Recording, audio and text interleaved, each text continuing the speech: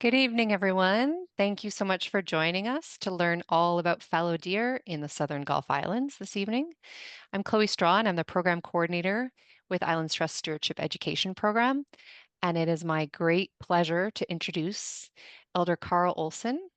Mr. Olson is a respected WSÁNEĆ elder and land and water defender who has sustained grassroots efforts to protect Selectol Goldstream River and its salmon from impacts of highway expansion. His leadership brought Indigenous law, treaty rights, and environmental responsibility into public view and mobilized broad community support. And Elder Olson is also the hereditary chief of Stikak, Mayne Island, and a mentor to young hunters. Thank you so much for being with us this evening, Mr. Olson. Yeah.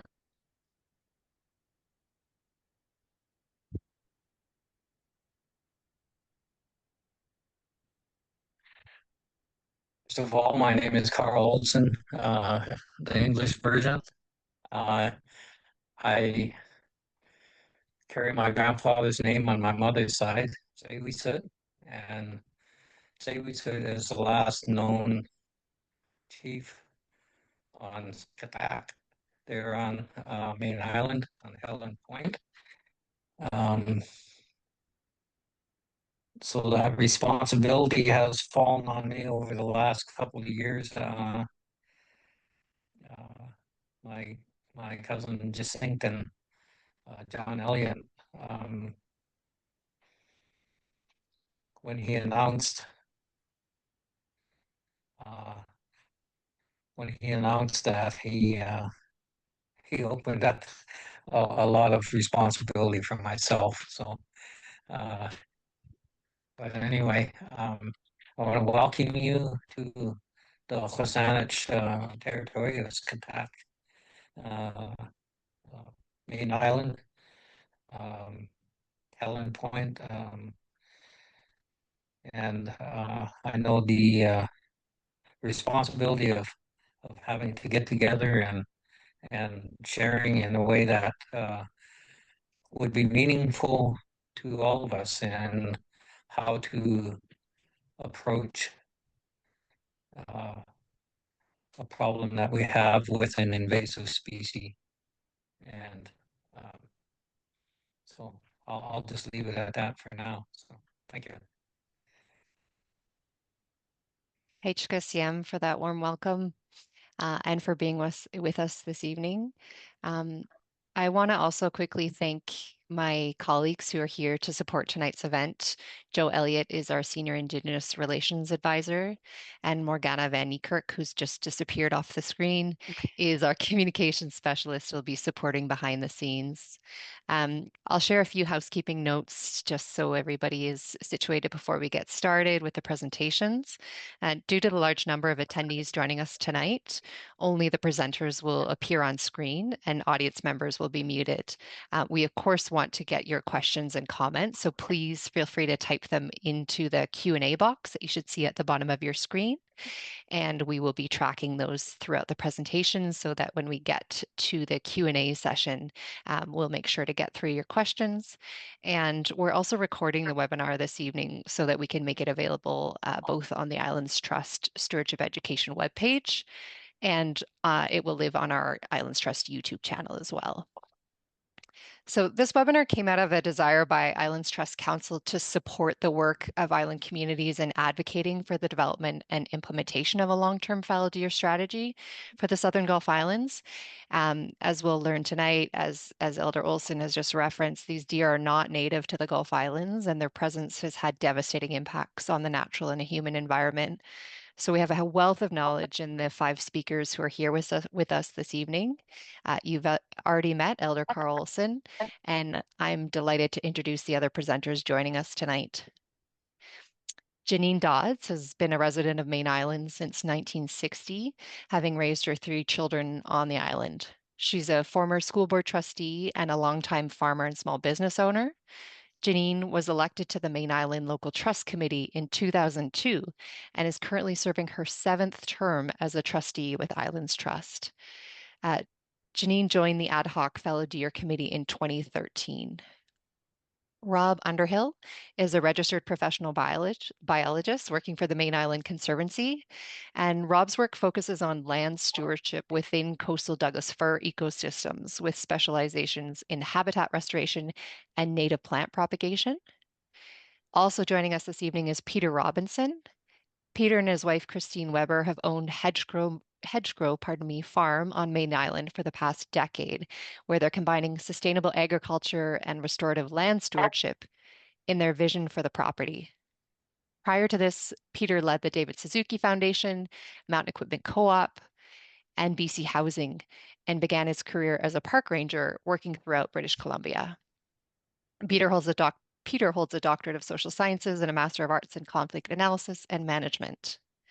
And last but certainly not least, Mike Jansen works for Parks Canada as a restoration project coordinator, and for the past 8 years has been working with local First Nations, the province, Islands Trust Conservancy, and the Sydney Island community to develop and implement a collaborative initiative to enable the forest ecosystems on Sydney Island to recover, following decades of intensive browsing by invasive fallow deer.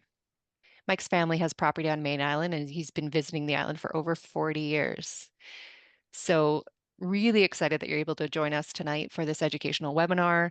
I will hand it over to Janine, who's going to give us some background information about how fallow deer came to be on the Southern Gulf Islands. Thanks, Janine. Hello, and thank you, Chloe.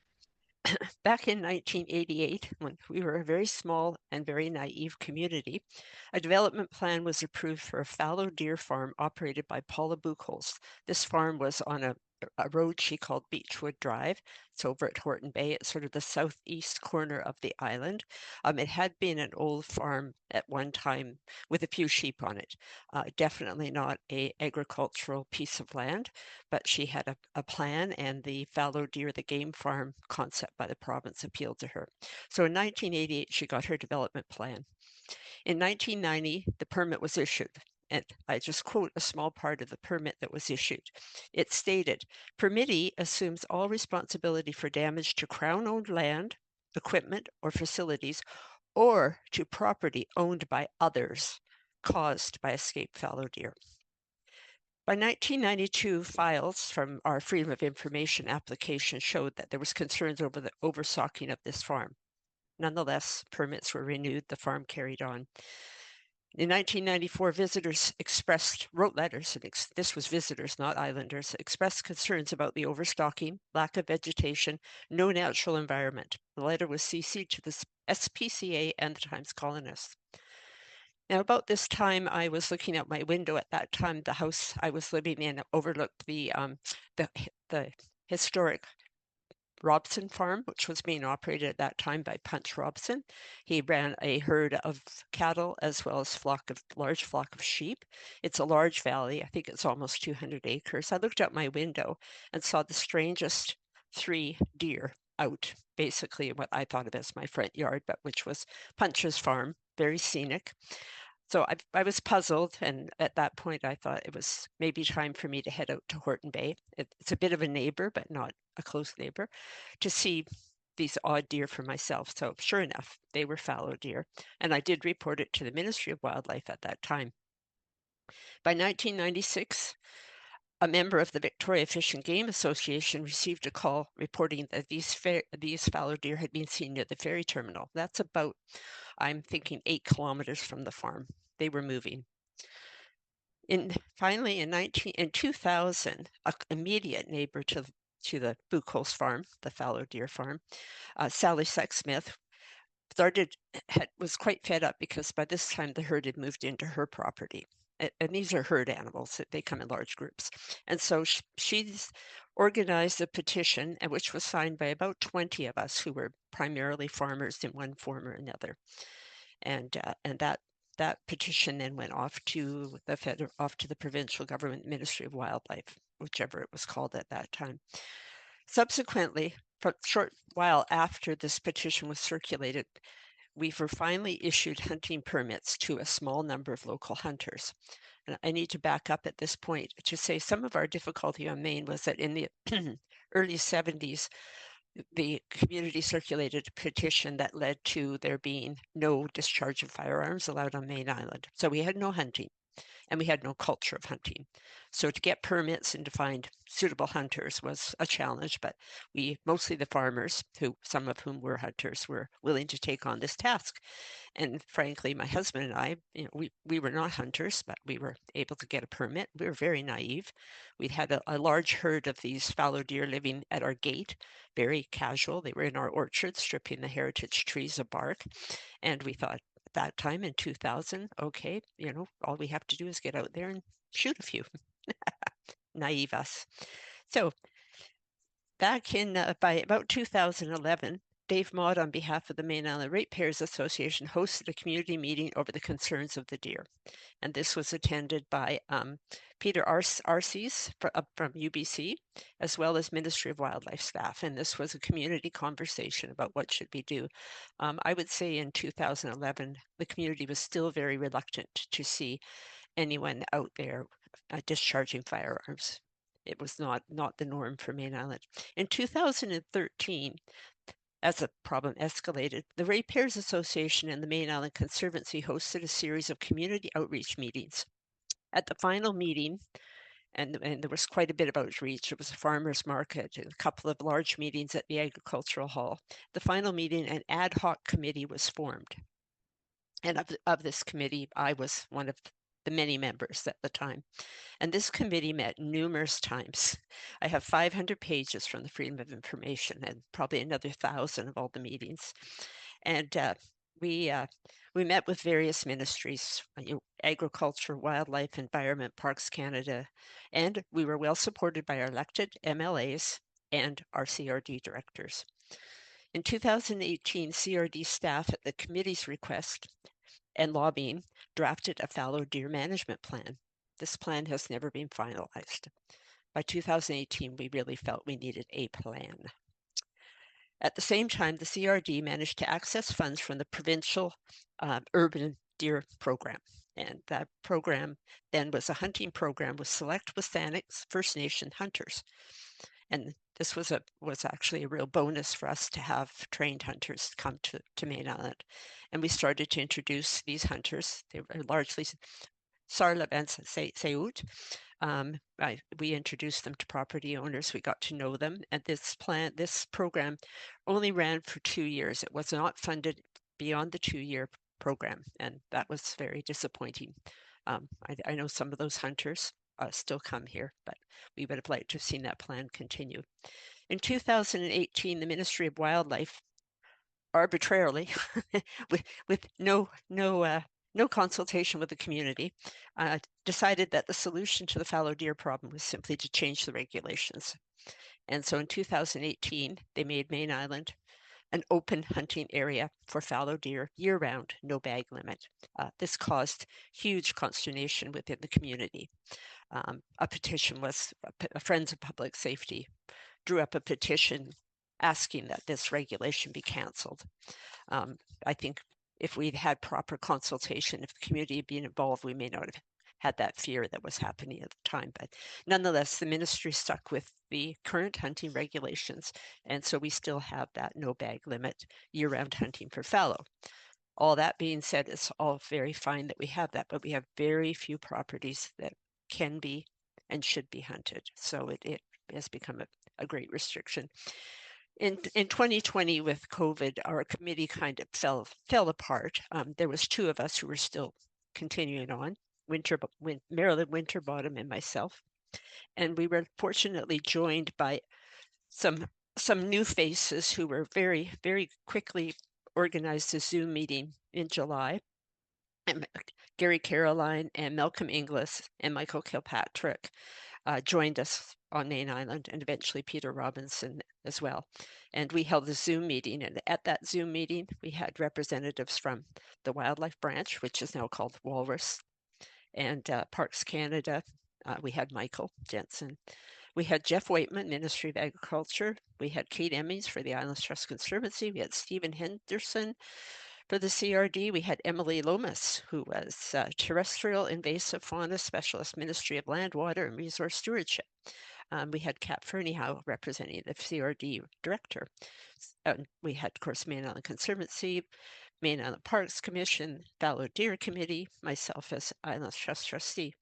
So we've had a lot of meetings, and I'm going to leave the second or the final section of what we've been doing lately to Peter Robinson as this revised and invigorated and positive committee has continued its ongoing work. But I can tell you that there's hundreds of pages of letters, emails, and documents out there, and that when I hear what Carl talks about, Skatak and Mayne Island and Helen Point, and I grew up here as a child, and I know what that landscape looks like today, and it is heartbreaking.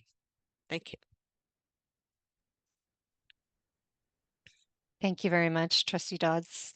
I'll hand it over now to Rob, a professional biologist with the Mayne Island Conservancy. Great, thanks, Chloe, and thanks, Janine, for the background. I'm going to share my screen, and I've got a slideshow I'm going to go through. I apologize, there will be a black square at the top, and I have adjusted the slides, so that shouldn't impact the presentation.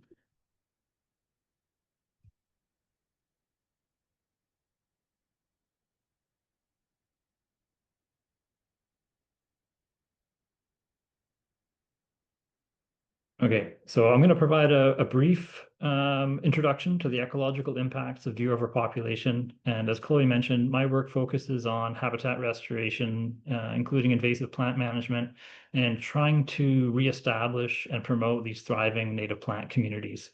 As you can imagine, deer overpopulation is a huge challenge to overcome in trying to steward these ecosystems. So to start, and very briefly for context, a bit about where we live. We are in what foresters and conservationists often call the coastal Douglas fir bioclimatic zone, or the CDF for short. This ecological zone is drier than nearby areas and is characterized by mild wet winters and dry summers. It is a diverse place from a habitat and species perspective. Within the CDF, we find the iconic Garry Oak meadows, woodlands, and associated herbaceous plant communities. These vegetation communities occur in places where seasonal drought prevents the establishment of trees and shrubs, or where cultural burning prevents the growth of conifer trees and shrubs like snowberry. Plants living here are adapted to short spring growing season and surviving prolonged summer drought. But we also have dry forests dominated by arbutus, Douglas fir, and Garry oak, often with rocky understories dominated by mosses and herbaceous plants. In deeper soils, we see shaded coniferous forests dominated by Douglas fir and western red cedar, and wetter forests dominated by deciduous trees with rich understory plant communities. Often these young forests, such as this one pictured on Portland Island, a lot of these have been cleared, drained, and converted to agriculture. And finally, we have wetlands. So a great diversity of habitats and an associated large diversity of plants and animals. So now that we've got some ecological context of where we're talking about, let's talk about how deer overpopulation is impacting these ecosystems. So we have two species of deer. First, we have the native Columbia black-tailed deer. This is one of three subspecies of black-tailed deer found in BC. And throughout the Southern Gulf Islands, wherever large predators such as cougars and wolves have been lost, there's been an increase in the population of black-tailed deer. In fact, increases in herbivore populations is a problem in many places in the world. Wherever human presence has caused the loss of predators, but not the loss of herbivores. And the problem is particularly acute on islands where the water restricts the movement of herbivores and predators. And there's a bit of a lack of good data, but generally accepted that for most of the Southern Gulf Islands, cougars and wolves have been excluded for about 100 years. Now, we also have a second species of herbivore, an invasive species, the fallow deer that Janine just talked about the history of for Maine. They also occur on Sydney and James Islands and are spreading to other nearby islands. And there's not much published literature about the difference between the impacts of black-tailed deer and fallow deer on native plants and ecological function. But what I can say is that based on my observations, the severity of impact to vegetation communities, it's worse on Maine and Sydney than in comparable sites on other Gulf Islands where there are no, or at least very few fallow deer. Also on Mayne Island, the severity of impact is most severe in places where fallow deer are observed to frequent, such as clearings, adjacent forests, and the travel corridors between those places. Fallow deer tend to travel in larger groups, and the black-tailed deer tend to travel in smaller groups, tend to be a bit more evenly distributed across the island. So I'm going to jump into the ecological impacts. And for the purposes of this presentation, I'm going to refer to deer overpopulation generally, rather than attributing the impacts specifically to blacktail or fallow deer. So impacts to specific plant species and ecosystems are variable because deer prefer to eat some species over others. Long-lived large trees and shrubs can persist as mature individuals, holding out as potentially reproductive populations for longer than low-growing or shorter-lived plants. This is one of the reasons that herbaceous plant communities like this one have been hit so hard by deer overpopulation. For example, on Mayne, all arbutus seedlings accessible to deer are eaten, but we still have trees producing berries. The list of native plants on Mayne that can successfully complete their life cycle is getting very short. Even plants the deer don't prefer to eat, like salal, dull Oregon grape, and sword fern, are starting to disappear in places with high deer pressure, especially those places that are frequented by fallow deer. Some examples of trees and shrubs rapidly declining on Mayne Island include the Pacific crabapple, the red osier dogwood. We were down to potentially just one individual before we started planting this in our restoration sites. Cascara tree, this is a picture of the last one that I knew existed and it's now died. So it's actually possible this species has been completely lost from Maine. The Pacific dogwood, this is one of two remaining trees that I'm aware of. The big leaf maple, ocean spray, snowberry, red flowering currant, black hawthorn. The list goes on, and the list of plants that are tolerant of our current browse pressure is very short. Even those species considered to be the least palatable are now being impacted in the most severely browsed sites. This is a picture I took earlier this week of a defoliated patch of salal, and this is becoming a common sight on Mayne, especially where fallow deer frequent or where salal is growing in drier conditions and is more accessible to browse. Where wet conditions provide good growing conditions and salal is already established in a dense thicket, the impact is less severe.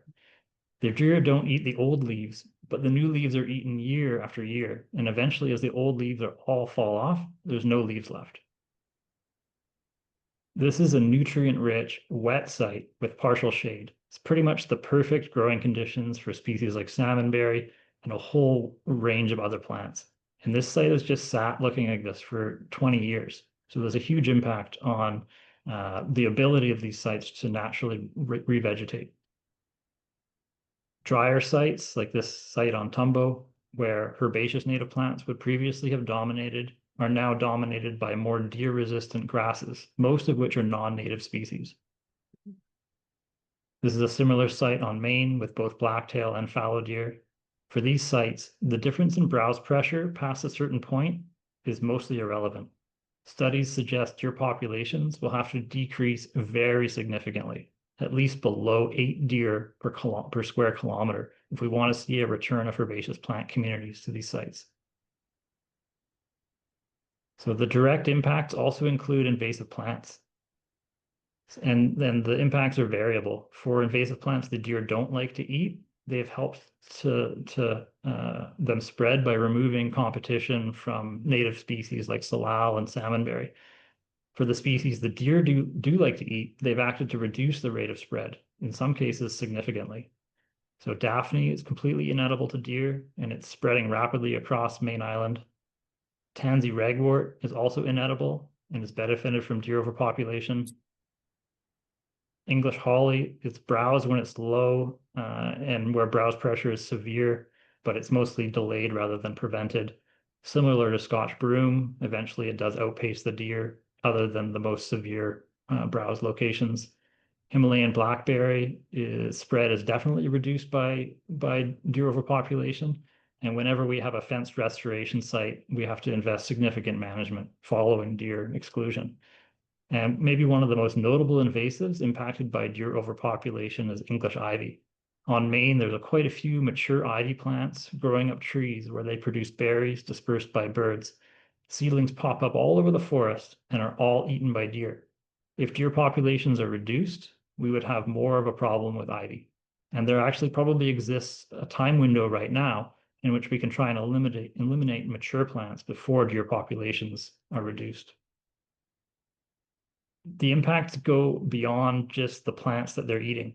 Plants are the building blocks of the ecosystem. They take energy from the sun and capture it through the process of photosynthesis, making it available to the rest of the organisms in the food chain.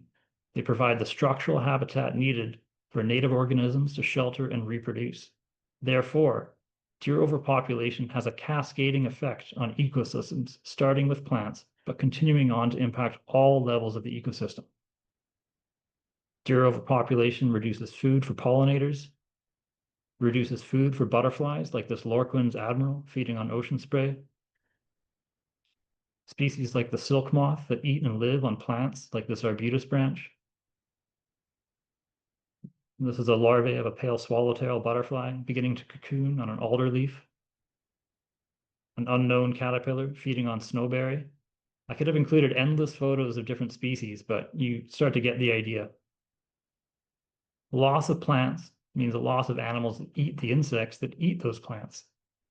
Birds are affected, birds that directly forage on flowers or eat the insects that rely on plants. The structural loss of the understory also affects birds. All of these species of songbird are strongly reliant on understory vegetation for nesting sites, and studies have shown these species are present at lower abundance in places with high densities of deer. Birds like the red-winged blackbird build their nests using plant material. Our go-to option for habitat restoration has been to exclude deer using fences, which works when resources are available, but fencing aren't an ideal option. They're expensive to install. They require maintenance when trees fall on them or materials reach end of life. We've installed about 2.5 kilometers of fencing on Mayne Island across our different restoration sites. And this has provided us an opportunity to observe what grows in different sites once the deer are excluded. The time it takes for vegetation to recover is variable, with wetter sites recovering more quickly. The plant behind me in this picture is called tule, or hardstem bulrush. It's expanded rapidly in a wetland restoration site following deer exclusion. This is a site, it's pretty wet there as well, at St. John Point Regional Park. And within a single growing season, we observed a recovery of herbaceous plants like lady fern and stinging nettle. A couple of years later, salmonberry beginning to fill in that we've planted. And this site, just a few years after planting, in a second growth Douglas fir forest. There's a bit of a gap in the canopy where this photo was taken, and I think it's a good example of natural recovery over a short term because the site is so similar on both sides of the fence, and none of the plants in the photo were planted. This is a same site, just a little bit further away. And what we see, the first plants to recover are the ones that were suppressed but not eliminated by the deer, in this case, bracken fern, sword fern, snowberry. And while fencing is a good tool for specific sites, I don't think it should be considered a replacement for population management. So the impacts also extend into the ability of ecosystems to respond to change and disturbance. So forests change over time, driven by disturbance events. The spatial scale of these disturbances ranges from root rots and wind gusts causing individual trees to fall over, to fires of various size, to widespread drought events, which may cause the decline of a species across a large area, for example, western red cedar. Under low deer populations, native plants respond to these disturbances. When a tree falls over, the light reaching the forest floor increases, creating an opportunity for new plants to grow. Over time, this pattern of disturbance and regrowth results in variability within the forest, including diversity in structural habitat, diversity in tree species and tree age, diversity in understory species and percent cover. And this is considered a good thing for a couple of reasons. Diverse habitats support more animal species, and diversity across the landscape leads to resilience. For example, laminated root rot, which affects Douglas fir, will stop spreading when it encounters non-host species like red alder, maple, or cedar. Or another example is fire. In a homogeneous conifer forest, a fire is more likely to keep spreading than if that forest is broken up by pockets of deciduous species whose leaves hold more water. In wetter forests, tree species like bigleaf maple and red alder that would often be the first to grow in the sunlight-filled gaps are being eaten by deer. Likewise, in drier sites, drought-tolerant species like arbutus and Gary oak that might replace a cedar killed by drought are prevented from growing by deer overpopulation. Most forested areas in the Southern Gulf Islands are still in a state of recovery from past logging, with many composed of young, tightly spaced, even-aged Douglas fir. And these forests can potentially transition to more diverse, mature, and old-growth forests with higher diversity and resilience, but deer overpopulation presents a barrier to that process. And I want to finish by mentioning that there's some great scientific work that's been done in the region to help us understand the ecological impacts of deer overpopulation. Dr. Peter Arcese, who Janine mentioned, and Tara Martin and others have several great locally relevant published papers on this topic. And I didn't feel like I had time to dive into this. I've actually gone over a little bit, sorry, Chloe. But I recommend them if you have time to do your own research. Thank you. Wow, thank you so much, Rob. That's such a powerful, just the visuals that you presented, just showing just the decimating impacts and all the cascading effects. We're going to hear from Peter now, who can speak to experiences that he's had both as a farmer and as a member of the Mayne Island Deer Management Society.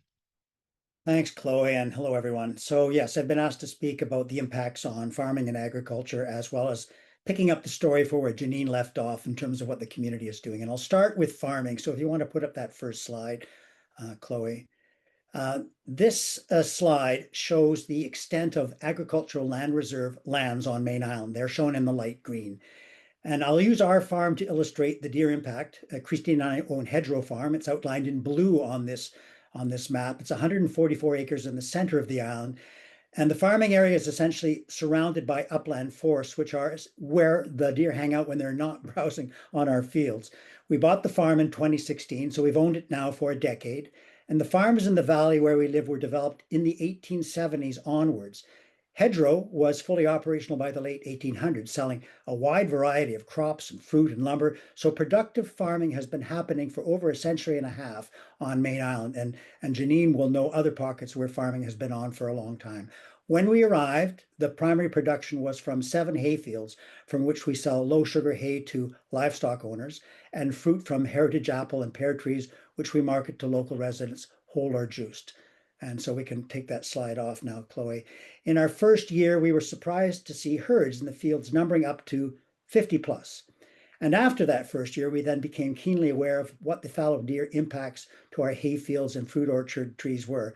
In the fields, the most critical aspect, of course, is browsing, but there's also soil compaction and the creation of large wallows or lecks during the fall rutting season when the males defend a particular location in the fields and just churn it up.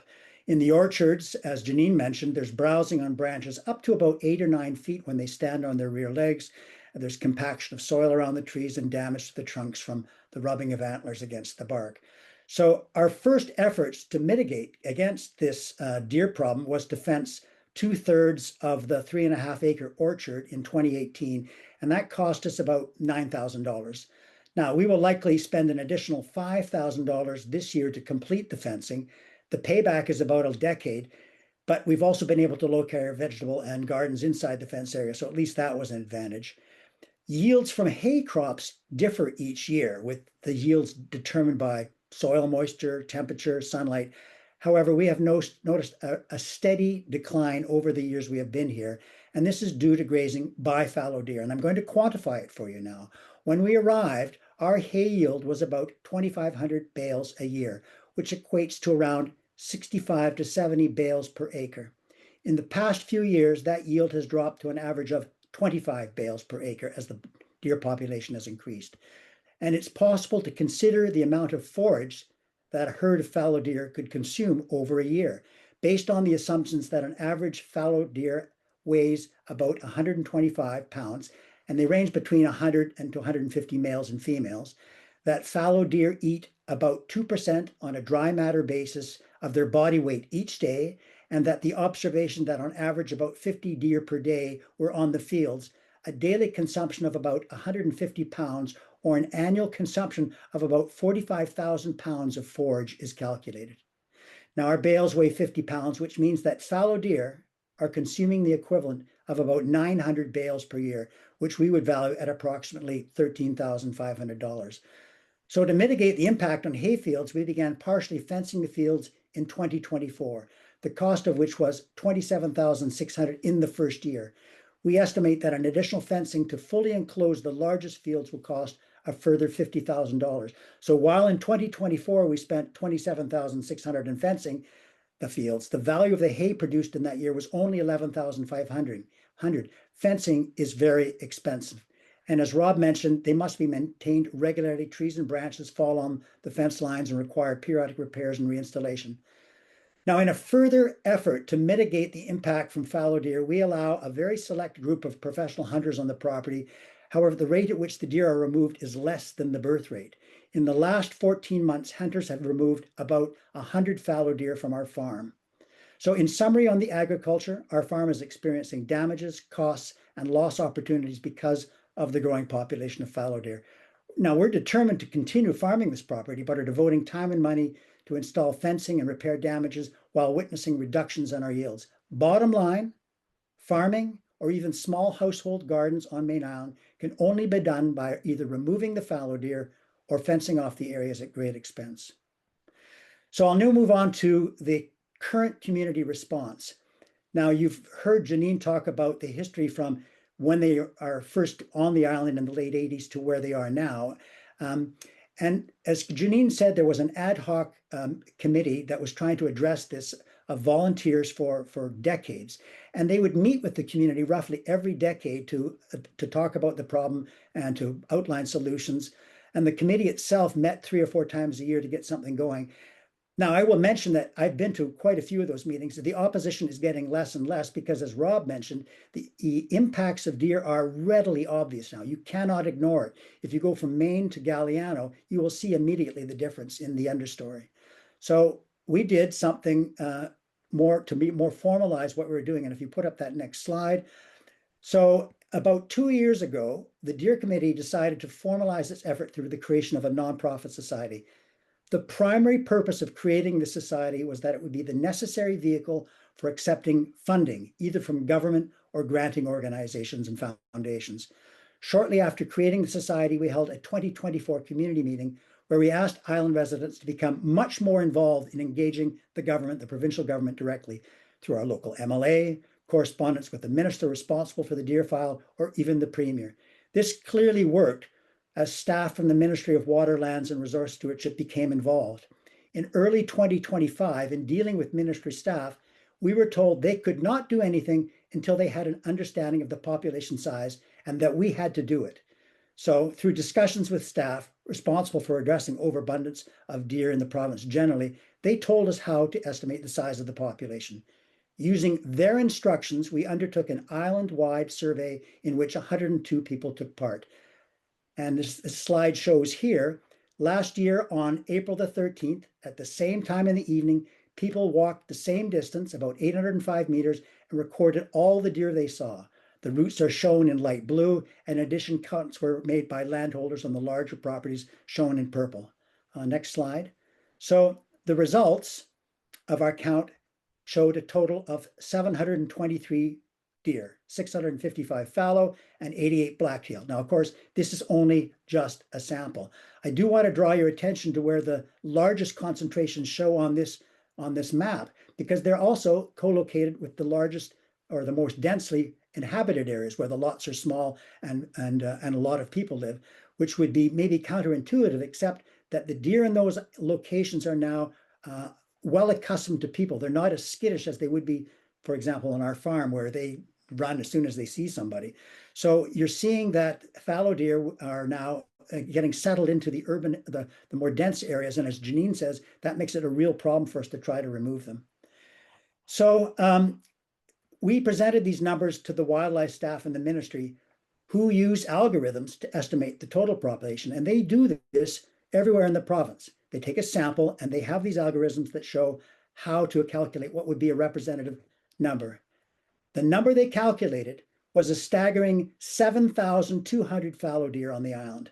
Now, compare this to what Rob said earlier, and it was later, and it's been confirmed by Dr. Tara Martin, who studies this problem. The ideal population size to maintain the biodiversity that Rob would like us to have is closer to 200. So we have a significant problem. And the government now knows they have a problem, which they had largely ignored up to this point.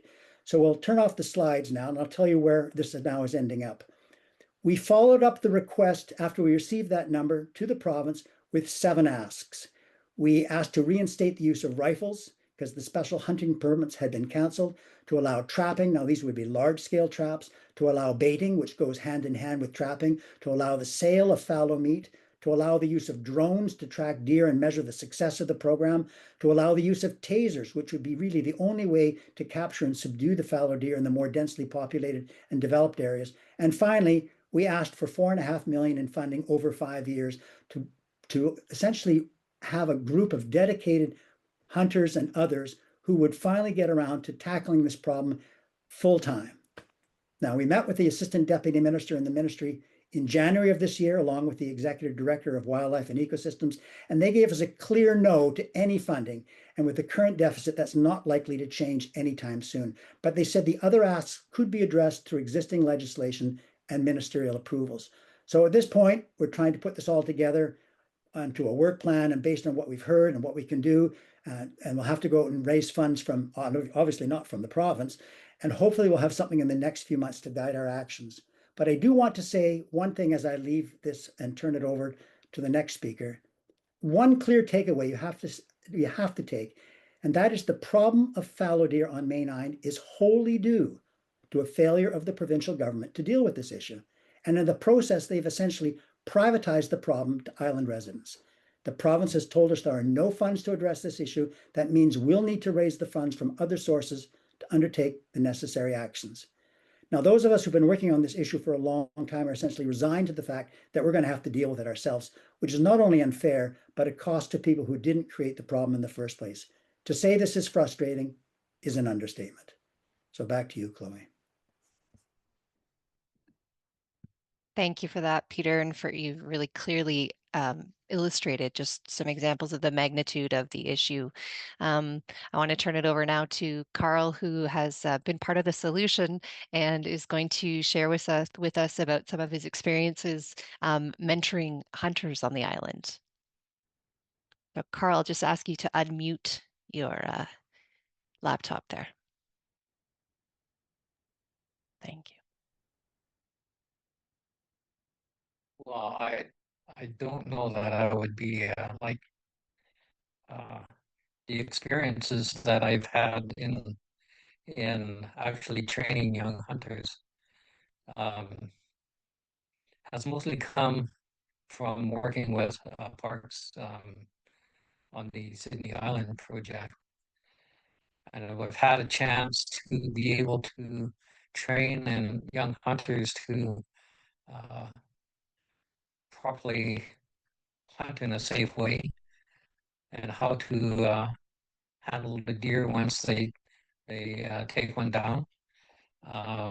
That's all part of the teaching. And one of the biggest things uh, that I found is that young hunters are willing to learn, but it takes a long time to. I'm still working with hunters uh, that I've started training 4 years ago, and I still go out with them on weekends when we have a chance, because it's not just like this is how you do it, or it's uh, Ben here from Parks Canada knows that I talk about safety and talk about patience and you know one of the biggest things that I I learned from the Sydney Island project is you can if you're going to chase deer, you're going to chase them all over the place. And the way I was trained to hunt, if you know where there's deer, is that you were taught patience and let the deer come to you. And they will. And from the numbers that you're giving us, like 7,000, I mean, you got a field of 100 deer. It should be easy if you have the proper or right equipment.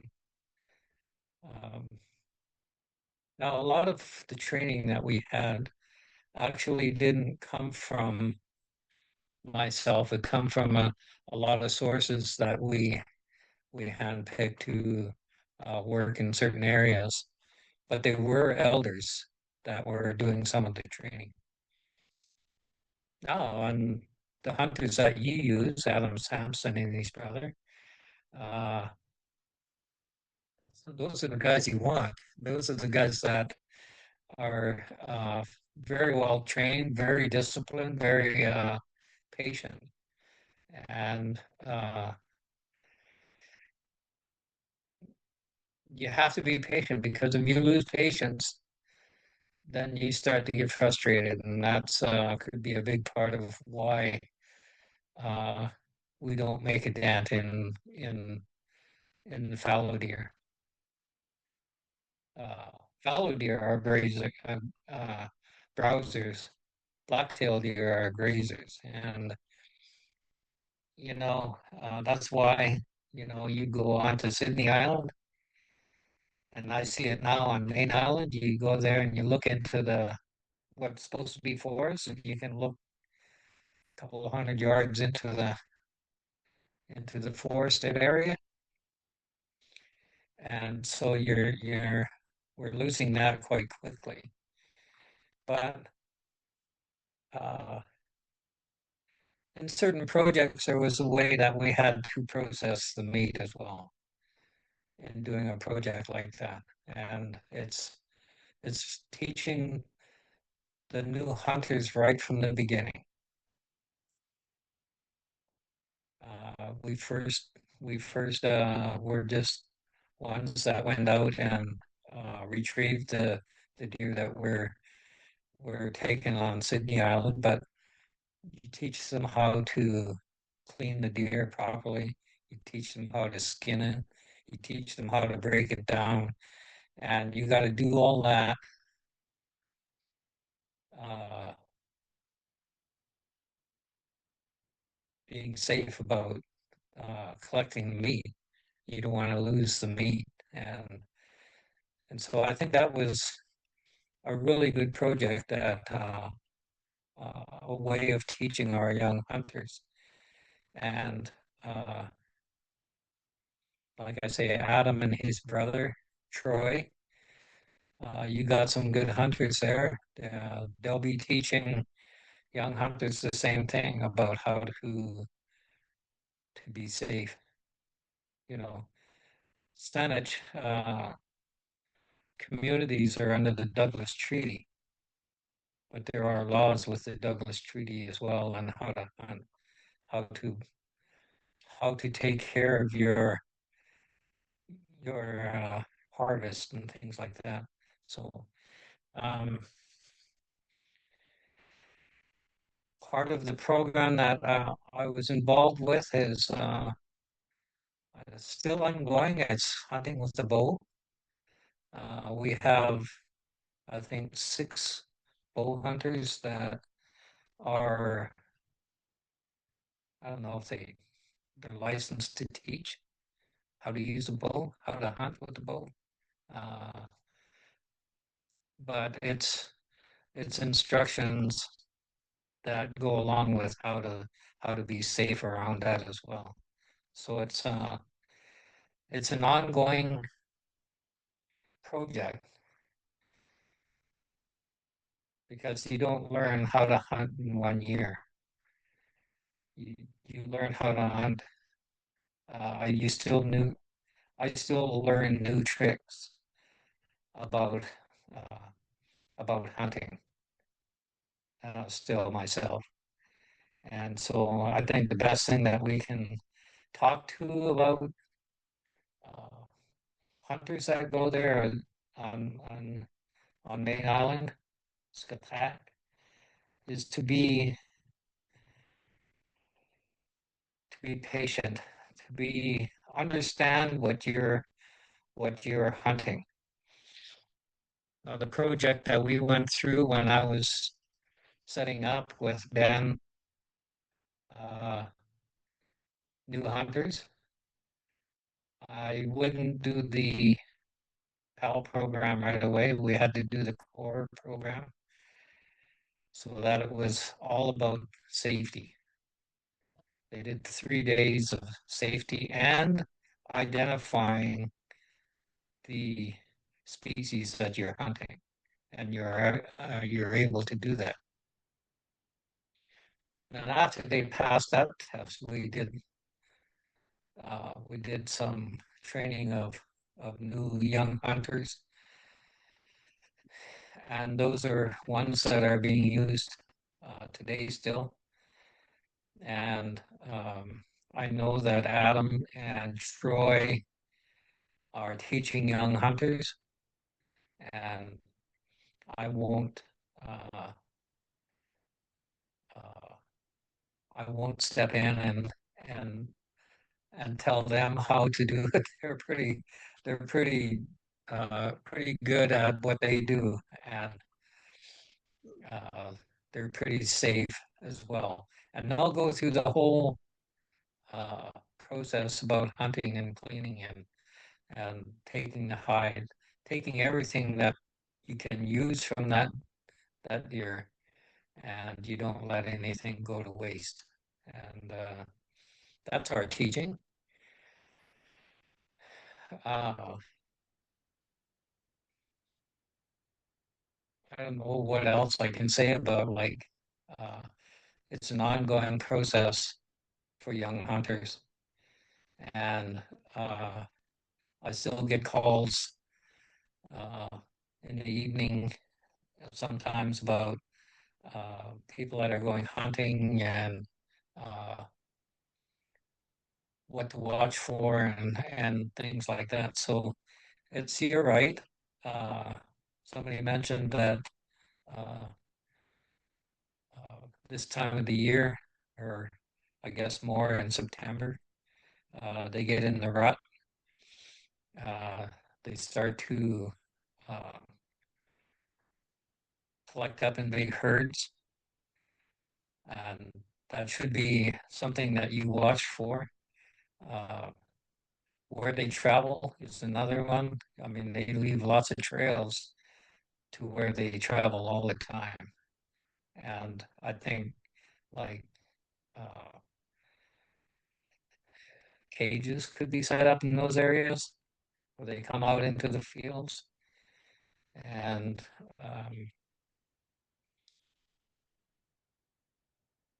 yeah, you're right. I wouldn't use a net. Uh, uh, and the hunting on your farm is what it's going to be like when you start hunting in other places. Those fallow deer are very skittish. They're very smart. And uh, they've right now they don't seem that way because they control the whole thing. They control what they're doing there, and they're letting you know that. So it's going to be a learning process to try and I wouldn't say that you would uh, if you're thinking about eradication. Uh, that was something that we talked with in our program, is that we had a hard time with that, even though the only reason we came to the decision that we did is because um, they were uh, you talk about the plants that are not there anymore, and those plants that are meaningful to our communities. And like the Oregon grape is you get a dye from that, and you get and also get a medicine from that. And the uh, licorice fern was used for medicine for like sore throats and colds and things like that. And so those things were very important to us. You know, the arbutus is what protected us in the flood here in the Kusanich. Uh, so that was, you know, the berries and also the bark that was used for things that we needed.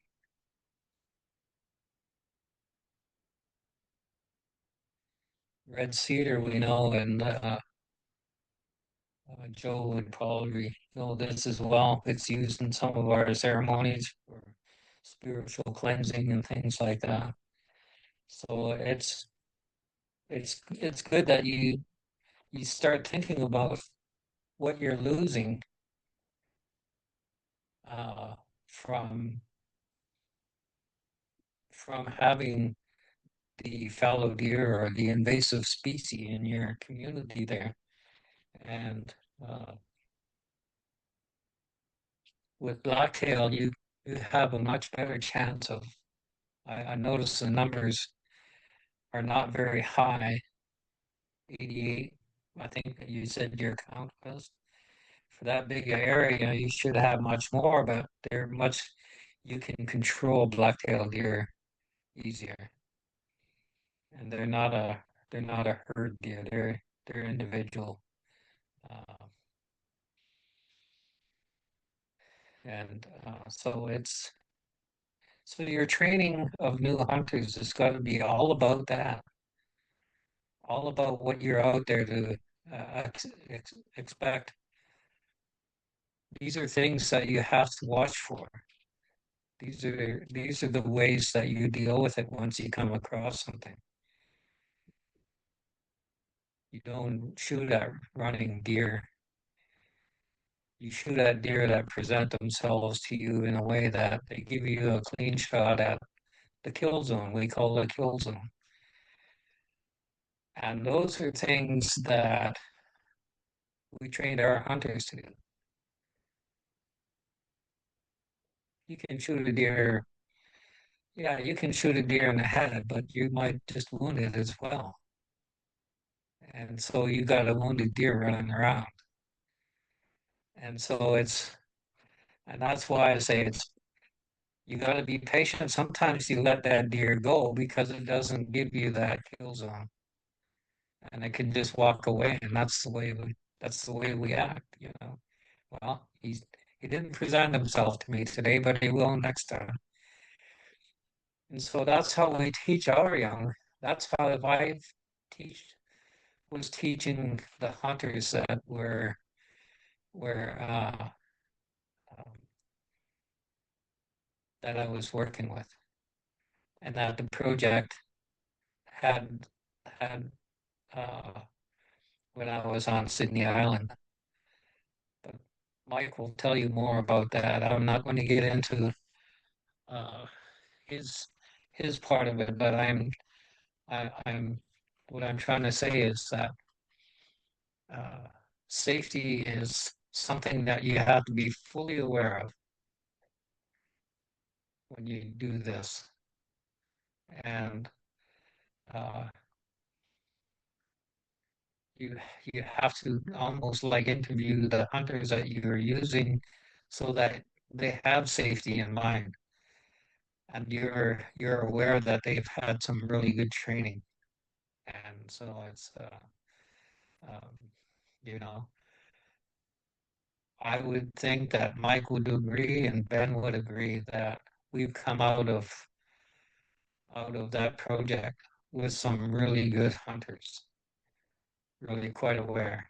And I think it's I think with the proper proper training for young hunters is really important. Because not every family, if they have not every family has someone that can teach, that wants to be a hunter in their family, a provider, I guess you could say. And so I don't mind doing that. I've done that for a while. And so I think um, that should be something that you're fully aware of when you take in hunters there. Um, you know, you do have those that want to be much, uh, I guess, macho or whatever you want to call it, you know, and they have no idea of the safety issues. They have no idea of being patient, and so um, and it can be done. I know I've seen it, but uh, I hear the frustration, how high it is there now, and uh, maybe get maybe get yourself ready for a little bit more frustration because I think that's going to happen, and uh, you know, but if there was a license given out for that farm to be there, they should have some kind of responsibility to it. Mhm. And not only that, people that gave the license up should have a responsibility as well. And so I know that the CRD was involved at one time. Eric Kelch was there when I was there when he first started this project. He was working with the CRD at the time, and he's quite aware of it as well. So uh, that's it, I guess. Yeah. Chloe, I need to correct a number. The Carl just read it back to me, the number that I quoted. I said a staggering 7,200 fallow deer. It's actually a staggering 5,200 fallow deer. It's still staggering. Oh Staggering at yeah, 52. Thank you. that's still a lot of fallow deer in that area, and I think you want less than half of that in black-tailed deer. And you know what? You have a way better meat as far as I'm concerned with black-tailed deer, and you can create a healthy balance with black-tailed deer.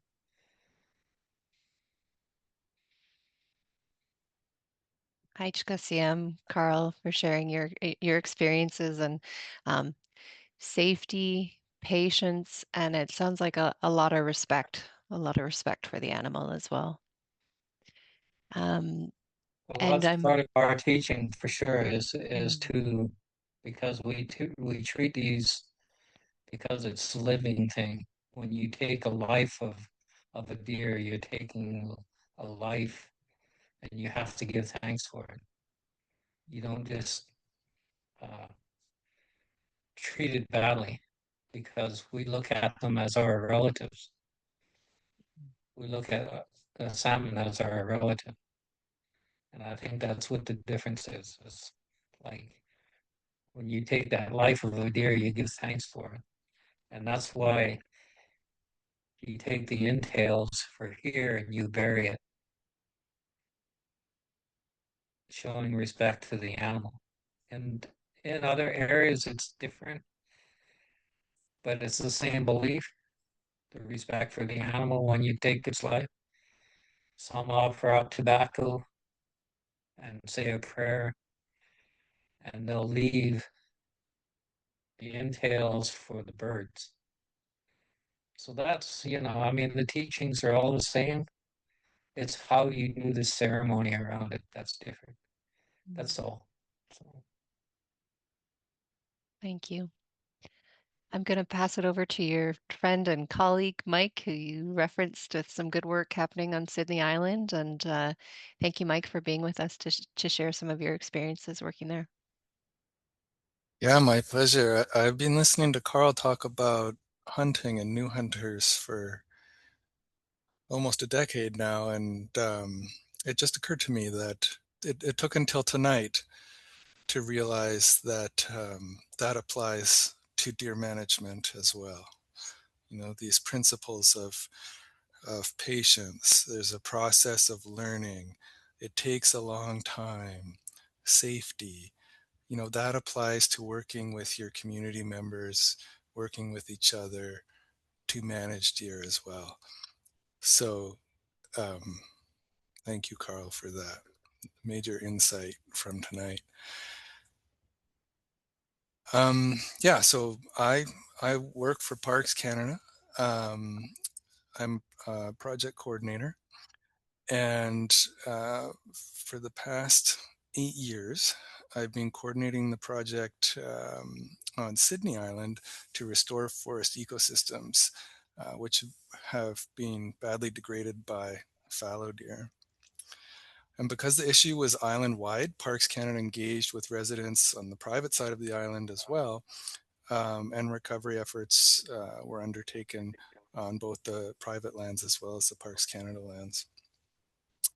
There were multiple partners on the project, so we collaborated with First Nations, the province, Islands Trust Conservancy, and residents to plan and partially implement an eradication of fallow deer from Sydney Island. This was really, really hard. It was really hard. We learned a lot of lessons. Some of those lessons we learned the hard way. And hopefully, some of what we learned could be useful or applicable to the situation on Mayne. And at the very least, perhaps we could save some of the folks on Mayne some of the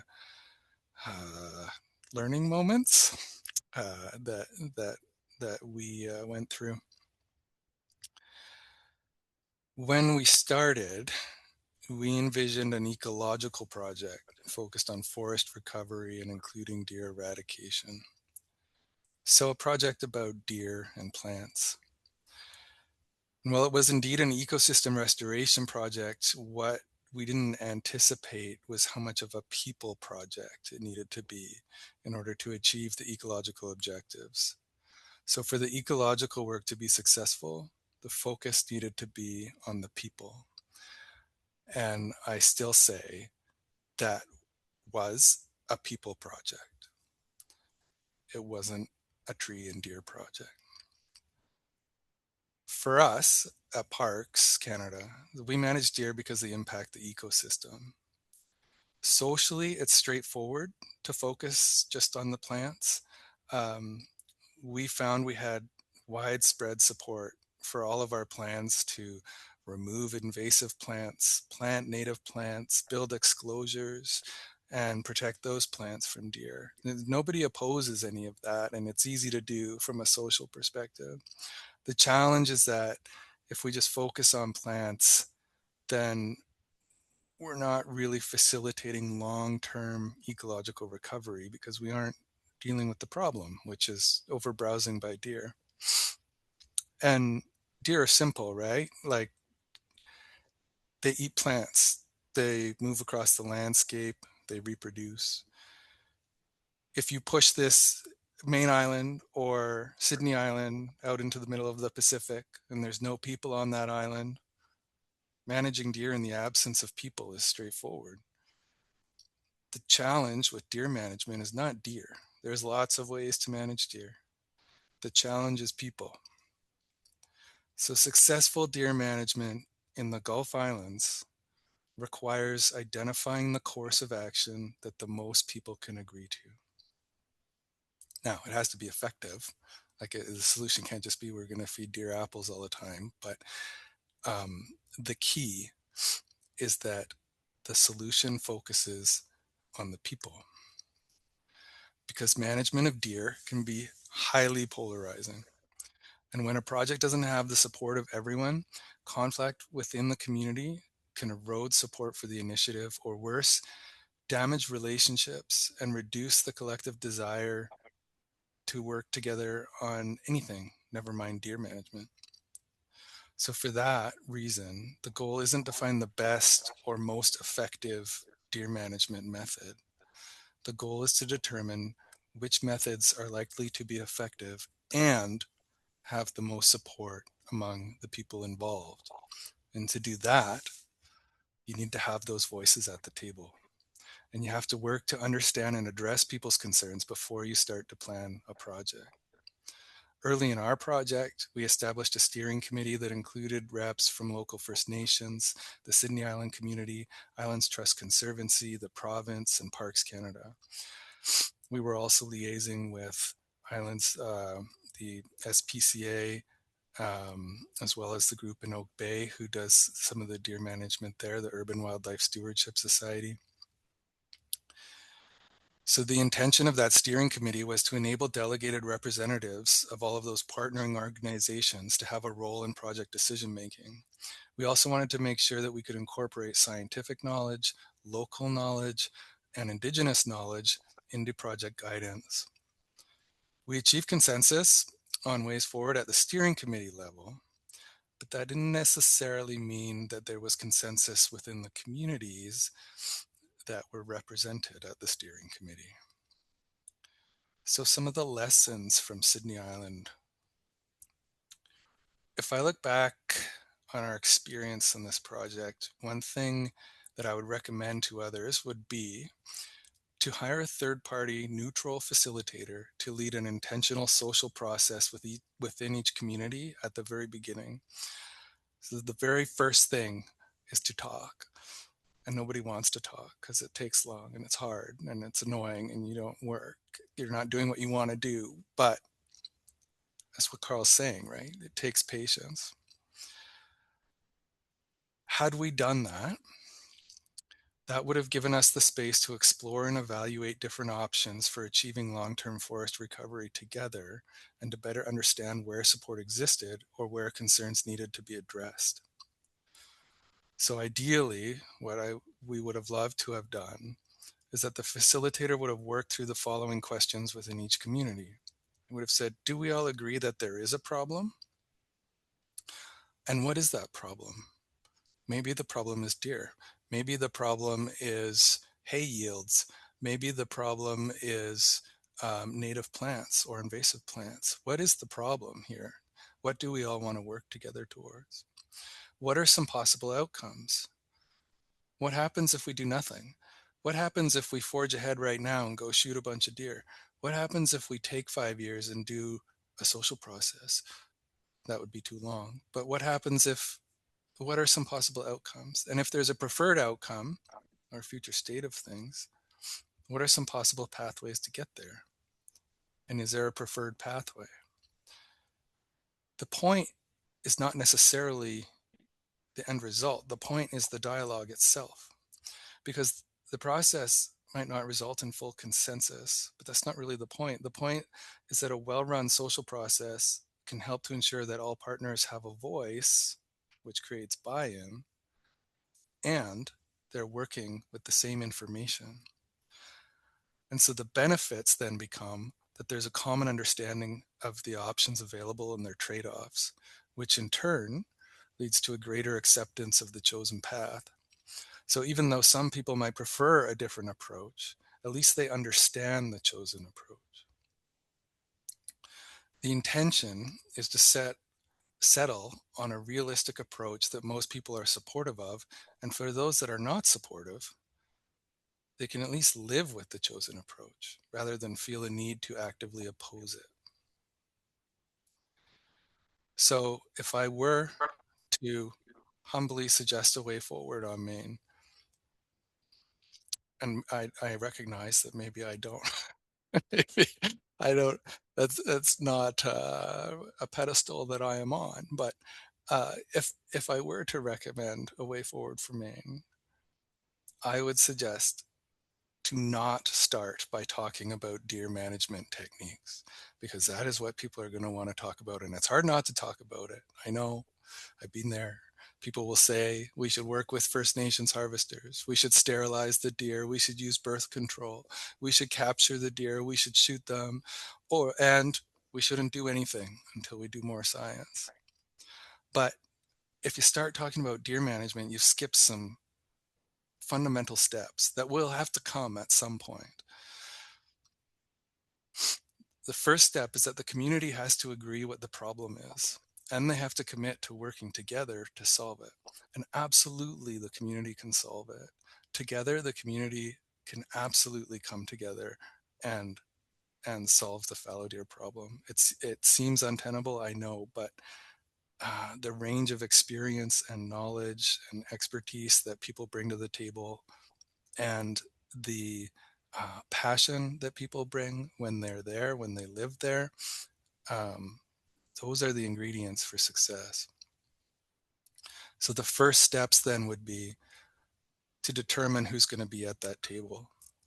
You want to make sure all rights holders are represented. That means First Nations, residents, the province, and any other landholders.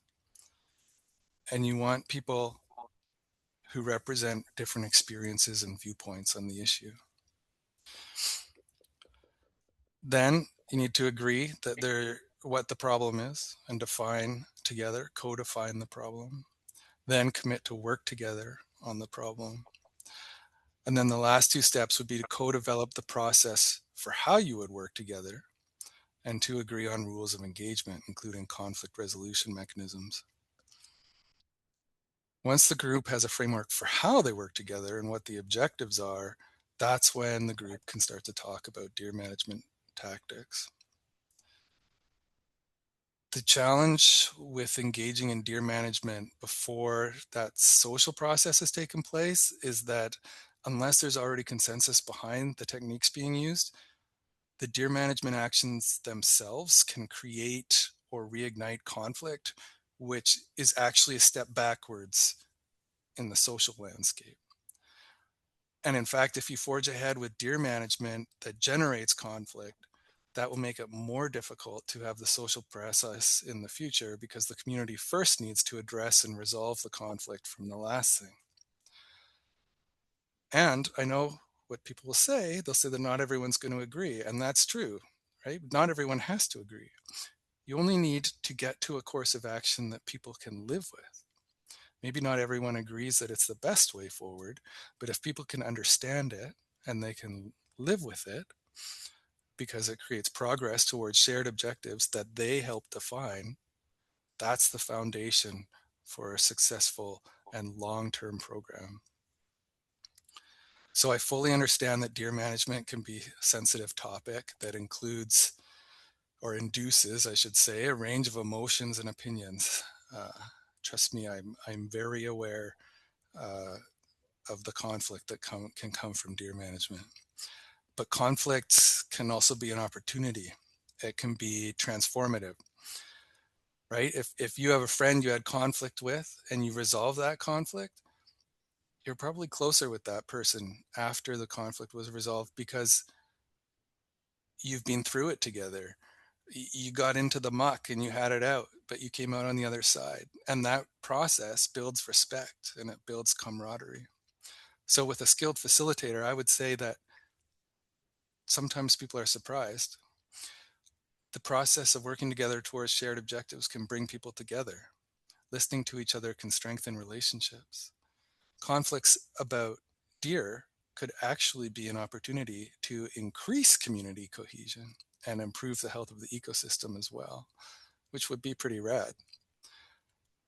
I often wonder, like, imagine if we could stop arguing about deer and instead just work side by side to restore these places and care for the ecosystems that we feel a responsibility to care for. But if we want to get there, we need structured social processes that identify the course of action that the most people can agree to. So that's my recommendation. On Sydney Island, through the process of designing the eradication, very strong interpersonal relationships were developed between those people that were at that table. And many of those people are here today. And even though the eradication was canceled, those relationships endured, and they're now the foundation for ongoing work that doesn't even necessarily involve Parks Canada, but it's enabling forest recovery on that island. And on Mayne Island, the community will be dealing with deer forever. Even if fallow deer are eventually eradicated, there's still going to be native black-tailed deer. And unless there's wolves and cougars on that island, those deer are going to need to be managed. So the question then for the Mayne Island community is, will deer management be a source of conflict, or will it bring people together? And I would say the choice belongs to the community. Thank you. Thank you very much, Mike, Deer for are much more manageable, right? yeah. Yeah, the fallow deer, much more manageable. Thank you, Mike, for sharing those observations. Um, we do have some questions that have come in from the audience here, so I will just jump in. And for our panelists, some of them are kind of clearly directed towards one of you, but by all means, please jump in if you have additional information to add. So Gordon asks, what are the estimates for the number of blacktail and the number of fallow on Mayne Island today? And I know Peter presented on the results of the recent count. So you had said 655 fallow counted and 68 blacktail. That was on April 13th. Well, that Peter, was did you want to? Yeah. no, that's just a sample of what people saw when they did their routes. So there clearly are way more than that. The number of 50 to 100 fallow was the province's estimate based on those Mhm. numbers. Rob, do you have a sense as to the blacktail population? I would say no, but when I see the survey that was done, one thing does come to my mind, and that is that the survey effort focused in places dominated by fallow deer in open places, urban centers, and old hayfields and roadways. And so my experience has been the blacktail are more evenly distributed throughout the forested areas of the island. So I'm actually surprised when I see that 68 number that many blacktail were actually observed given the survey method and survey locations.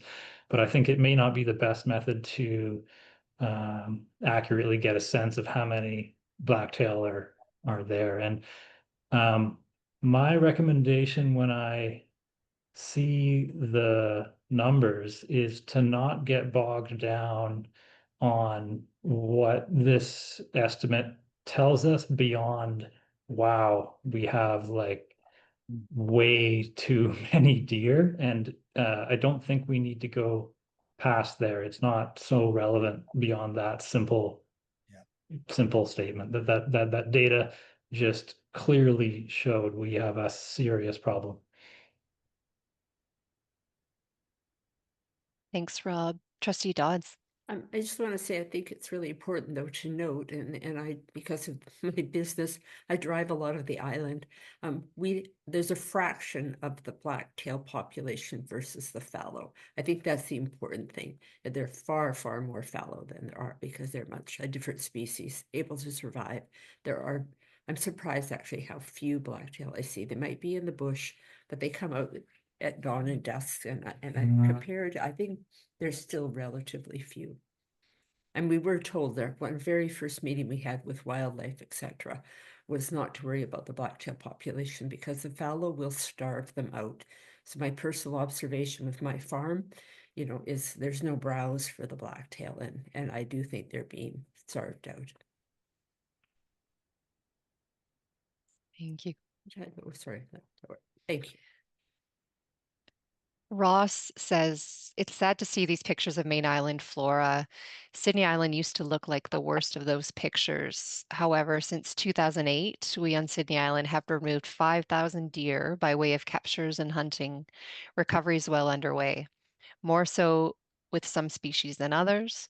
Removals have been an often divisive process for the community, but have coalesced around the common objective of ecological stewardship, just as Mike was referencing, that if the community can come together around those shared objectives. Mike Jansen is familiar with this journey. Maybe we have to review that and listen. So just sharing. Thank you for that observation, Ross. Um, we have another question here from someone operating an accommodation on Mayne Island in the area. We've often get inquiries from guests about opportunities to hunt fallow deer when they visit.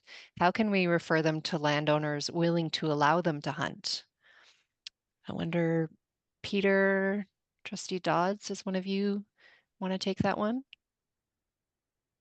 I just want to say I've had off-island hunters hunting my farm for many years, and it is a dilemma because at some point each new hunter takes a lot of time and energy and doesn't have the background information of the property. So to start handing out names and importing new hunters, I think people don't realize how much time and how ineffective it actually is in most cases.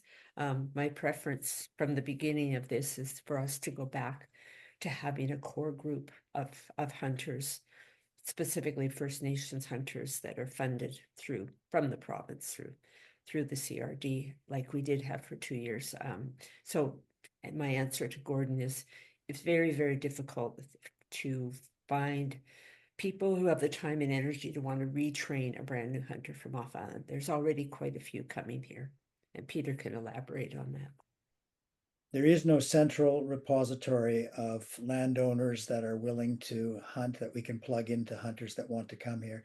And I think Janine's right. We probably have maxed out on the number of familiar hunters that know where to go. I mean, you can appreciate, all of you, that we could have a hunter every day on the farm, but that ruins our experience of actually being on this place. So, we also want to manage the hunters, not just what they're doing on the farm.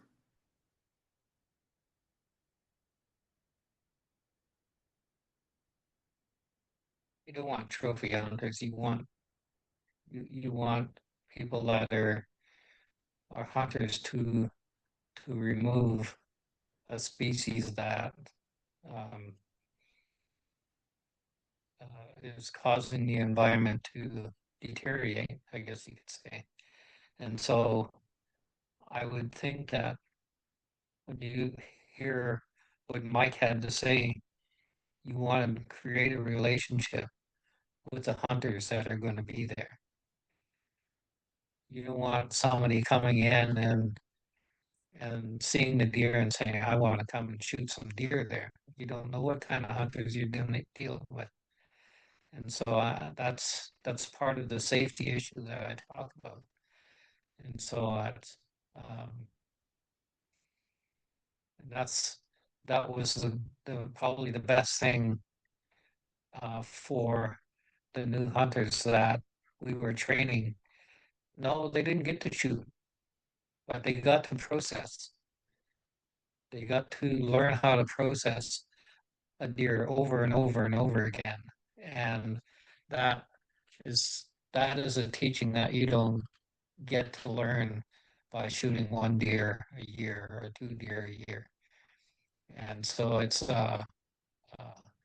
some of those young boys uh, got pretty good at skinning deer and just got right in there and just like we're willing to learn. And so when you take a look at hunters that want to come in and you don't know what kind of hunters they are, uh, I don't know. I don't want to be in the bush when uh, you're hunting beside someone that you don't know that much about. So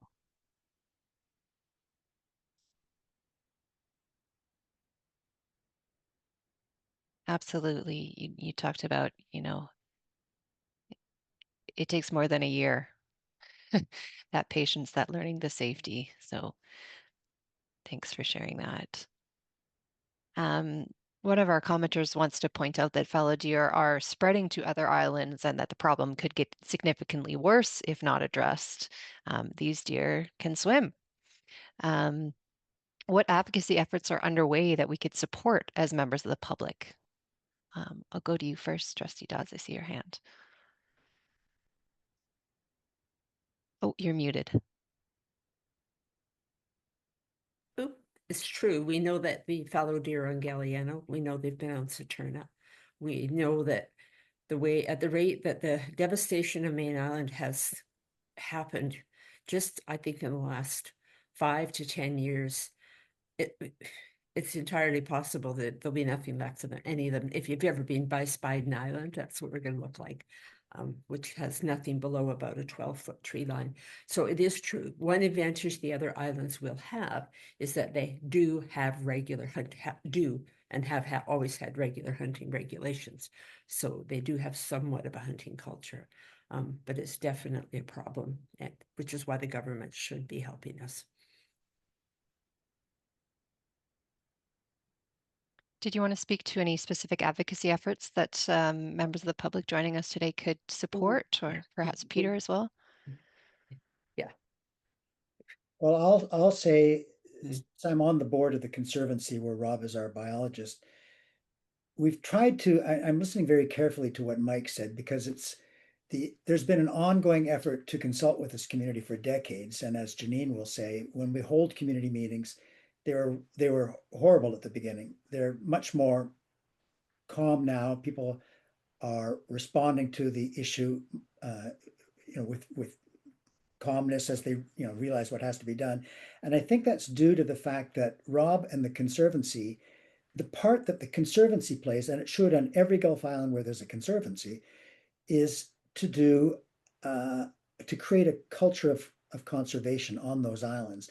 And if you can do the things that Rob does regularly, talk about the species that are there, make you fall in love with those animals and plants, and get people to really respect them, you're more likely then to want to be part of a solution to the problem. So my recommendation is if you have a local group that's trying to do education and conservation, is to really get behind it, because that's going to be a very powerful tool when you get to what Mike talked about, which is the management issues, because you now know what you're essentially managing for.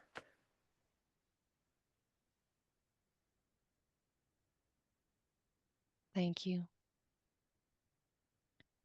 Susan's wanting to know, Mike, were you working on native black-tailed deer as well as fallow deer on Sydney Island? Yeah, we were, but there isn't a lot of black-tailed deer on Sydney Island. There's very, very few, actually.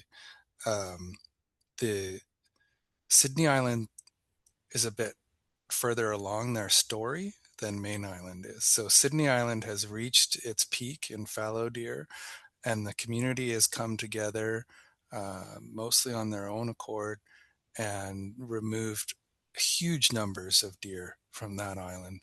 And Parks Canada came in 8 years ago to try and help finish the job, as it were, once the population was low.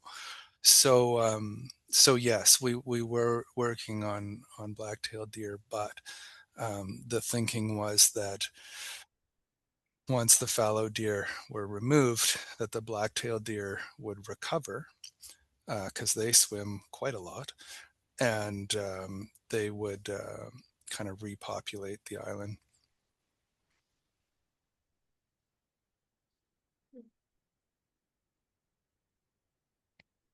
Aaron's asking, if the removal of fallow deer takes place, it should be expected that black-tailed deer will rebound. Is the issue overgrazing, or is the issue invasive fallow deer overgrazing or browsing, as it were? I could take that, Rob, Janine, any of us could speak to that. So it's both, right? So if you go to if you go to Salt Spring or some of the other islands where there is very abundant black-tailed deer, there is still a significant amount of damage to the forest understory that is done by native black-tailed deer. So, but the damage that is done by fallow deer is worse because fallow deer, A, have a larger gut system that processes a wider variety of forage, so they eat a wider variety of plants, so they do more damage than black-tailed deer, and they can achieve higher densities because they're so gregarious. They have these huge herds. So the combination of those two things makes fallow deer more of a threat to the ecosystem than black-tailed deer. But this goes back to one of my other points. If you are successful in removing black-tailed deer, or there are no black-tailed deer on the island on which you are on, you still have to deal with black-tailed deer. There still has to be black-tailed deer management in place. And so this is why the community cohesion, the coming together is so important, because if you burn bridges during the fallow deer stuff, then you're shooting yourself in the foot for the next stage, which is ongoing black-tailed deer management. One of the things that I'm surprised to hear is that you're saying the deer is swimming from island to island, and I was having a feeling when we were processing the deer on Sydney Island that there's definitely a difference between the black-tailed deer and the fallow deer in the way that if you're skinning a black-tailed deer, you have a lot more oil, a lot more lanolin, I guess you could say, in a black-tailed deer fur. Now, the fallow deer that we did were dry. There was no oil on them. And so I think that they're poor swimmers and are less likely to be having a heavy travel schedule in the water. I don't think they like the water that much. So that was that's my take on it. I could be wrong, but when you're skinning a fallow deer, it's almost like dust falling off the fur. And that's totally different skinning a black-tailed deer. Interesting. Mike, go ahead. Yeah, I just wanted to say that we also looked into that, because why invest a bunch of money in a deer eradication on Sydney Island if they're just going to swim from nearby James Island? So we did investigate the likelihood of deer swimming between islands. And we did that two ways. One, we went through historical records, newspaper clippings. We found that every island that has deer on them now, fallow deer on them now, there is at least one documented um, human introduction, human-led introduction of fallow deer to those islands. That said, we do know that they do swim. We do see individual deer, usually males, show up on Galliano, Saturna. But the key difference is that a few deer swimming to an island does not constitute a population establishing. And so we also did a genetic study with tissue samples from all of the fallow deer populations in the region, and found zero genetic mixing between those populations, indicating that those deer are not swimming between islands and breeding, which isn't super surprising for Maine because it's relatively far away. But between Sydney Island and James Island, that's a bit surprising because those islands are pretty close to each other. And the last thing I say to people who think about fallow deer swimming is that there has been historically massive populations of fallow deer on Sydney Island and James Island, which are right next to Vancouver Island, which is a huge coastline. And if fallow deer were jumping off those islands and swimming, the currents would have taken them to those islands, and they would have taken them to Salt Springs. So yes, fallow deer do swim, but not nearly as readily as black-tailed deer. And that fits Carl's observations. They have very different fur characteristics, which was something we learned when we were doing our work. Trustee Dodds, go ahead. Yeah, well, it very interesting about the fur and the oil, very interesting. But I do know it, and having heard what Michael said about the about how many actually, I think that's interesting too. The volume isn't there, but the reality is I personally know who on Saturna got one for sure, and that it was Kate Emmings who actually saw Fallow. And she, as you know, worked for the Islands Trust Conservancy. So, and that's Galliano. But I that's probably why the numbers haven't grown on Galliano. But I thought if any fallow deer could swim through active paths to Galliano, then they definitely can swim. But obviously, it's not something they do a lot of. So, but just interesting to know. Ross is wanting to know what the annual rate of population increase in the fallow deer herd is if nothing is done. Peter, you mentioned that the efforts to eradicate deer, that they were not able to even keep up with the birth rate. Do you have a sense of what the birth rate is and what that kind of annual increase in population looks like? Well, I'm not a biologist. Rob could probably answer that, but I do know that, the does are all pregnant right now. And the hunters, as, as Carl says, tend to prefer to take the males. So we're making an assumption. I know there's literature on what the birth rate is, but I know from personal observation that the populations, some of the areas around the farm right now have way more deer than they have in the past. So I know that there's still some of those reservoirs are still getting a little, they're growing in number. I don't know what the number is. Rob, do you know what the rate of increase is? That's not my area of expertise. So, Mike, I don't know if you looked up some stuff or you got some fresh numbers from your guys' work. Yeah, so it depends, but the exact,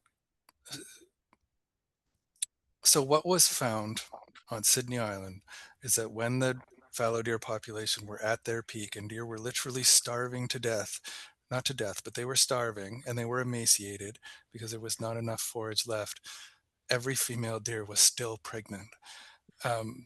So they were not resource limited in terms of breeding. Twinning was very rare. It's usually only one deer per female. And then what was the other thing I was going to say? Oh, think of deer population growth as compound interest in your savings account, right? It's like the money you made this year produces money next year, and it becomes exponential growth. And that's what happens with deer. The fawns that were produced this year breed next year, and it's just exponential growth. And that's what happens.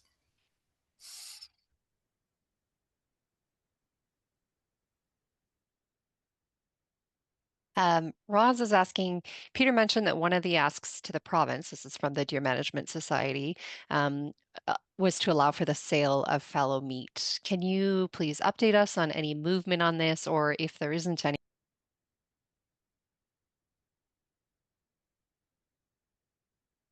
Oops, we've lost. It seems we've lost Chloe, so I will quickly jump in. To finish the sentence, can you update us on any movement of this, or what would be the next steps in this direction? So the province, the folks from the province, that would be the ADM and the executive director, said of those asks, except for the money, that there were probably ways to accommodate those with through existing legislation or ministerial orders. The part about the sale of meat was based on the fact that the current way that you deal with fallow deer, and Janine knows this as well, is that it can be given to some communities, but you can't sell it. And in fact, you're supposed to bury it if you shoot the animal, which is outrageous.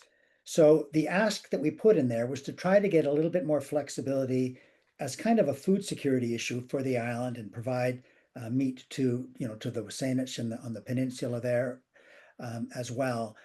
I don't believe that that's going to go very far. That's not one the government seems to be very interested in. But it was put in place, it was put to them on the basis that, well, if we're going to be doing a fairly large program, actually it'd be interested to know what Mike did with the meat on Sydney Island.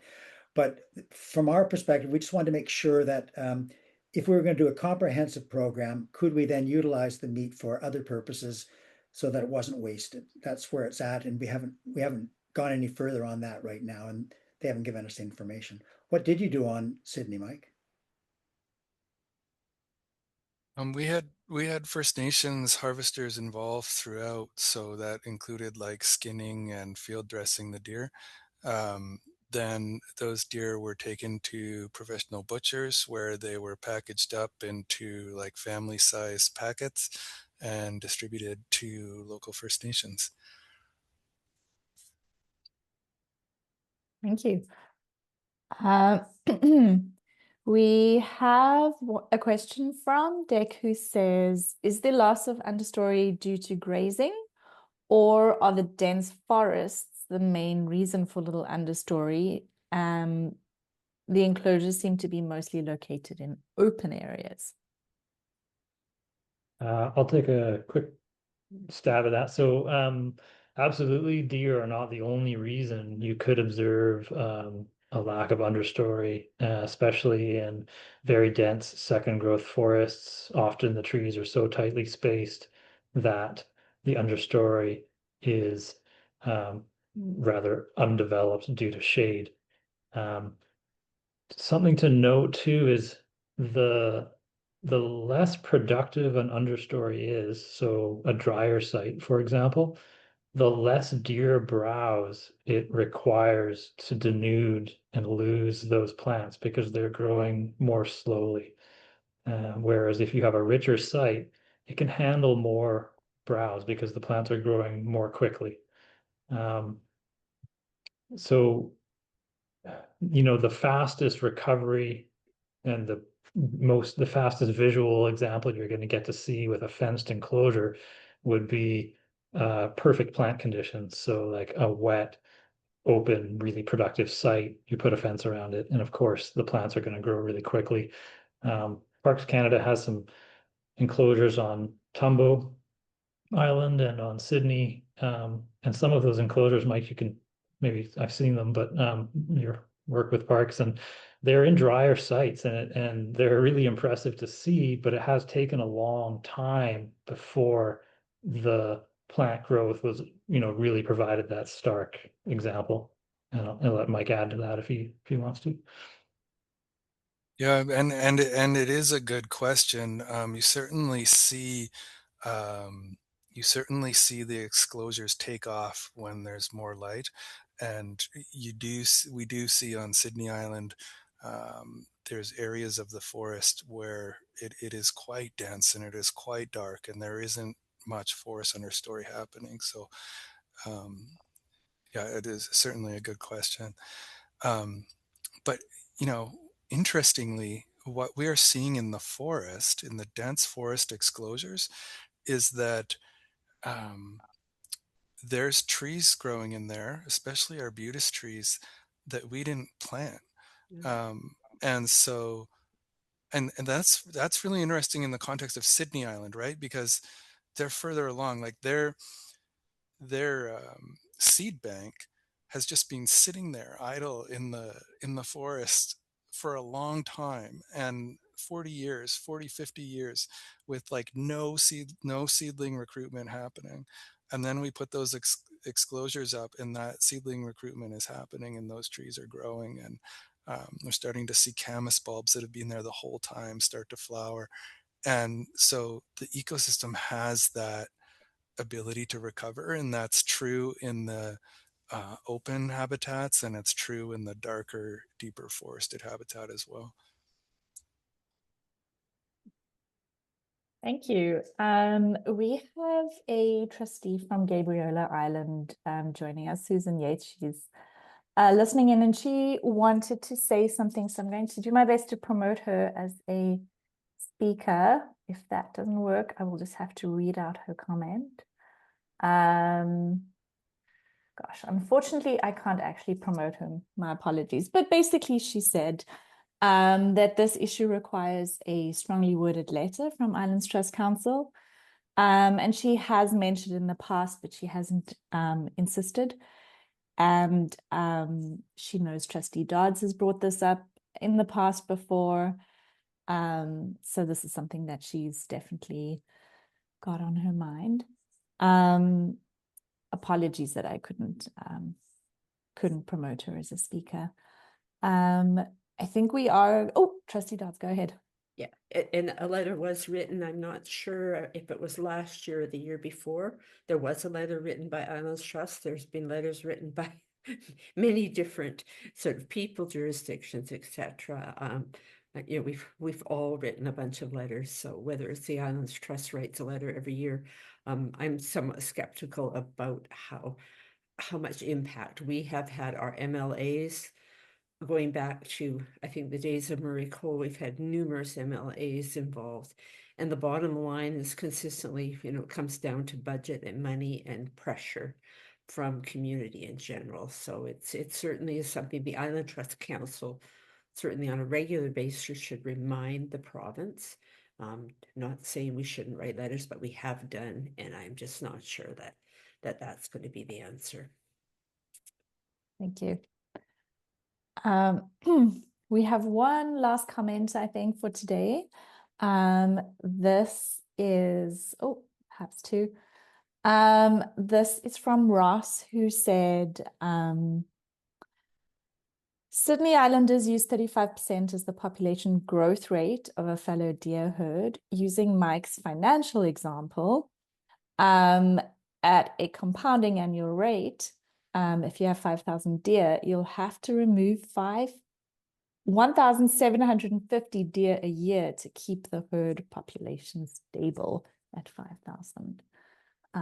That's, I'm not sure if anyone has a comment on that, but that seems Not removing that number of deer each year on Mayne.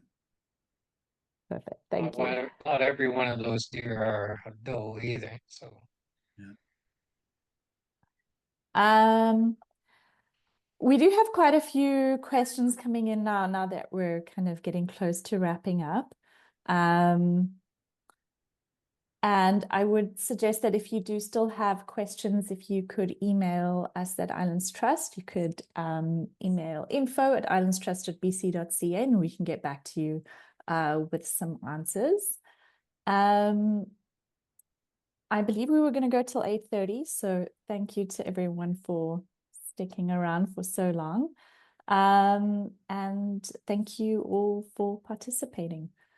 Yeah. And thank you, everyone.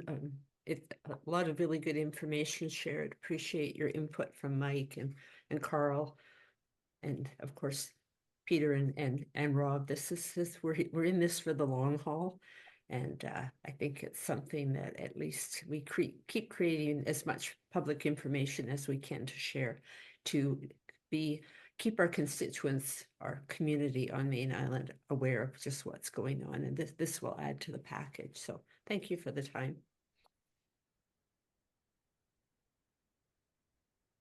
Thanks, everybody. Thanks, guys. I forgot to mention, but it is, you know, this button is 30 years of neglect. It's 30 years since the Ministry of Wildlife sent out an email saying if we don't do something soon, we're going to be in trouble. Just anybody ever wants the Freedom of Information package, we have it. We have a thick one. Yeah, 500 pages. Thank you. Bye-bye. Thanks, everybody. everyone. Thanks. And thank you, Carl, so much. Yes, thank you, Carl. Hi, Skahela. Hi, Scott. Hey, hi, Scott. Yeah, thank you.